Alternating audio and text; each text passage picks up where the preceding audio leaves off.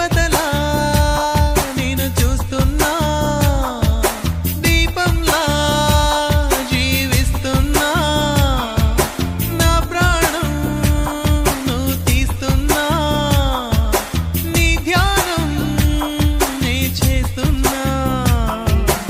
ఎవరమ్మా నువ్వెవరమ్మా, ఇంతకీ నాకు నువ్వెవరమ్మా?